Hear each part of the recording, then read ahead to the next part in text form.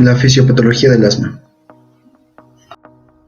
El asma puede definirse como un trastorno inflamatorio crónico de las vías respiratorias y consiste en la hipersensibilidad exagerada a diversos estímulos, que se manifiesta por la presencia de células inflamatorias, como eosinófilos, linfocitos y mastocitos, y el daño al epitelio bronquial. La hipersensibilidad del sistema inmune a alérgenos parece estar mediada por una diferenciación de células T helper tipo 2 proinflamatorias. Estas células activan a las células B para que se diferencien en células plasmáticas para la liberación de inmunoglobulina E, potenciando una respuesta inflamatoria.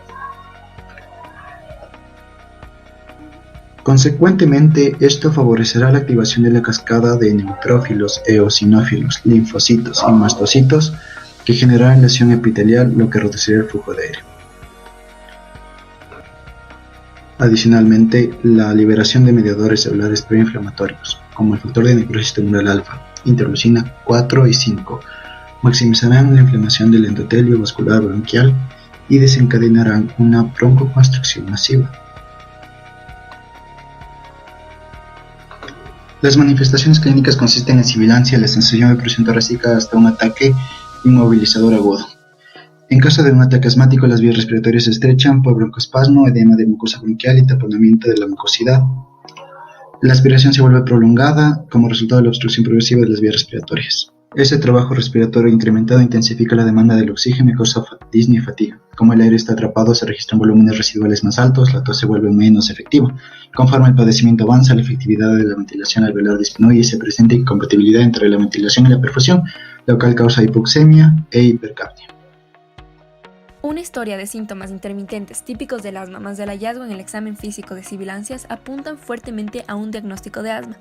La confirmación del diagnóstico también se basa en la limitación variable del flujo de aire expiratorio en una prueba de espirometría y la exclusión de diagnósticos alternativos. La espirometría es el método principal para confirmar la limitación variable del flujo de aire. Si el paciente tiene síntomas, tiene limitación del flujo de aire en la espirometría y esta limitación se revierte a la normalidad con el uso de un broncodilatador, prácticamente se confirma el diagnóstico de asma. Por otro lado, si no hay reversibilidad en una sola prueba, no excluye el diagnóstico de asma, pero se aumenta la probabilidad de un diagnóstico alternativo. Los pacientes con asma asintomáticos en el momento de la evaluación a menudo tienen una función pulmonar normal. Para estos pacientes se puede repetir la espirometría en otras consultas cuando el paciente presente síntomas, realizar mediciones en serie de FEM o flujo expiratorio máximo registradas por el paciente a lo largo del tiempo o pruebas de broncoprovocación como metacolina, manitol o desafío del ejercicio. Una desventaja es que esta prueba es relativamente costosa. En algunos casos, la historia y el curso clínico son muy sugestivos de asma y se inicia un ensayo de tratamiento como parte del proceso de diagnóstico. Sin embargo, el diagnóstico clínico de asma debe validarse con datos objetivos, siempre que sea posible. Para los pacientes con síntomas menos típicos o refractarios, los datos espirométricos son esenciales para garantizar un diagnóstico correcto. Tratamiento. Objetivos del tratamiento del asma. Optimizar el control de los síntomas del asma y reducir el futuro riesgo. Primero, medidas de prevención como limitar la exposición a irritantes y factores que incrementan sus síntomas y precipitan exacerbaciones. También se debe educar al paciente. Recordemos que un paciente bien informado y motivado puede asumir un gran control sobre su enfermedad. Segundo, medidas no farmacológicas incluyen técnicas de relajación y respiración controlada, que a menudo ayudan a controlar el pánico y la ansiedad que agravan las dificultades respiratorias. Tercero, la desensibilización. Esta implica la inyección de antígenos seleccionados para estimular la producción de anticuerpos de IgG que bloquean la respuesta IgE. Cuarto, tratamiento farmacológico y el más utilizado. Existen 4 etapas de asma para niños mayores de 12 años y adultos: asma intermitente, persistente leve, persistente moderada y persistente grave. Esta clasificación se utiliza para dirigir el tratamiento de asma. Los medicamentos como corticosteroides inhalados, corticosteroides orales, beta-adrenérgicos, antagonistas muscarínicos, metilxantinas, inhibidores de leucotrienos, se utilizan según el algoritmo y se debe primero ubicar al paciente en qué etapa de asma está. Fisiopatología de la enfermedad pulmonar obstructiva crónica. Los mecanismos implicados en la patogénesis de la EPOC son múltiples e incluyen inflamación y fibrosis de la pared bronquial, hipertrofia de las glándulas submucosas e hipersecreción de moco, y pérdida de fibras pulmonares elásticas y tejido alveolar. La incompatibilidad de la ventilación y perfusión se deberá a la inflamación y fibrosis de la pared bronquial, el exceso de mucosidad, la destrucción de tejido alveolar que reduce el área de superficial para el intercambio de gases y la pérdida de fibras elásticas que afectará el flujo respiratorio, incrementando el atrapamiento del aire que predispone al colapso de las vías respiratorias.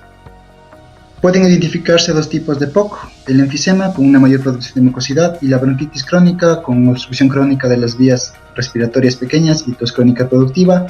Las personas con EPOC a menudo tienen las características sobrepuestas de ambos trastornos. El enfisema se distingue por la pérdida de elasticidad pulmonar y agrandamiento anómalo de los espacios aéreos distales de los bronquios terminales, con destrucción de las paredes alveolares y lechos capilares.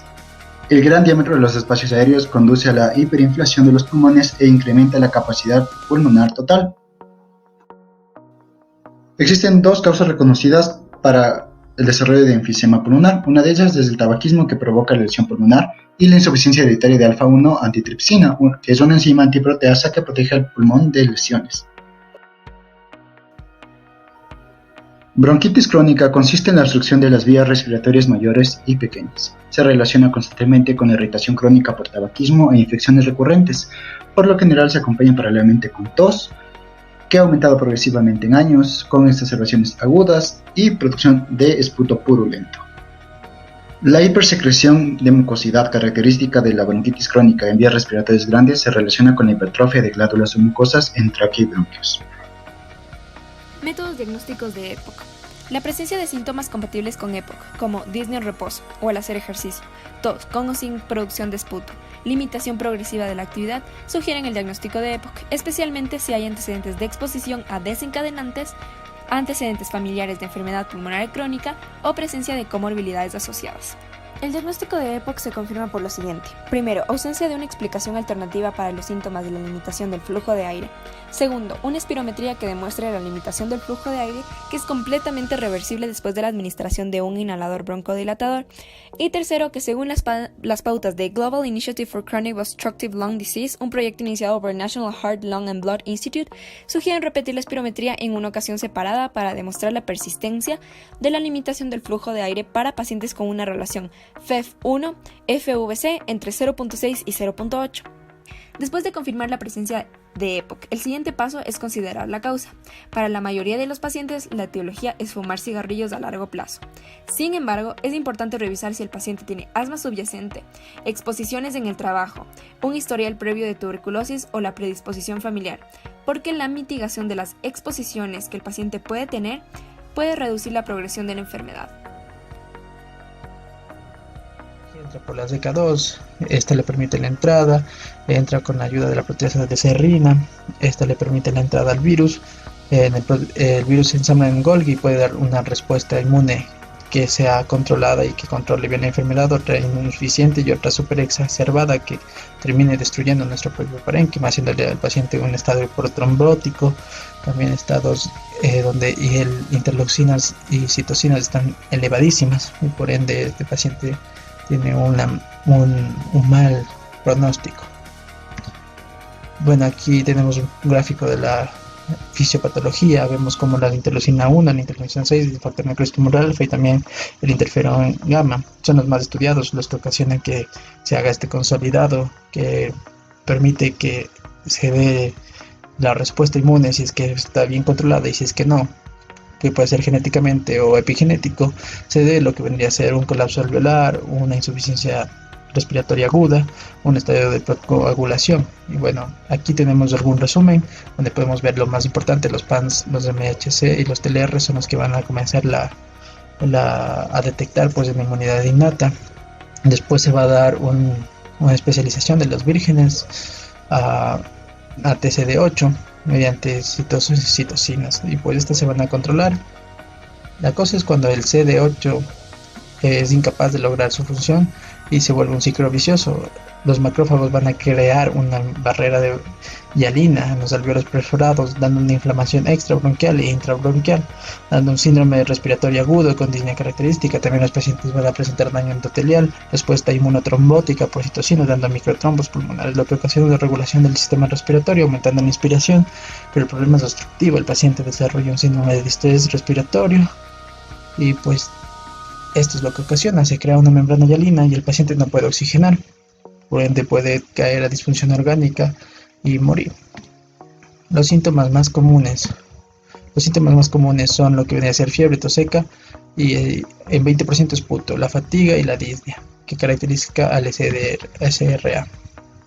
Los grupos de riesgo son los adultos mayores, mayor de 80, también los diabéticos, enfermedades cardiovasculares, y ahorita vamos a centrar aquí en enfermedades crónicas respiratorias como el asma y el EPOC. El asma y el EPOC. Ha habido diferentes estudios, como en el de asma, dice que si es que el asma o el tratamiento del asma empeora o mejora lo que vendría a ser el manejo de los pacientes con COVID. Y pues se dice que sí puede, o sea, te vuelve más susceptible a tener el virus y por ende no se debería suspender tu medicación, se mantiene igual. Los pacientes con insuficiencia cardíaca, los pacientes con patologías reumáticas, se recomienda también que sigan con el ARA2, con el YECA, con los AINES, con los corticoides que necesitan. Por lo tal, no se suspende. Lo ideal es que el paciente sea controlado siempre o esté con tratamiento.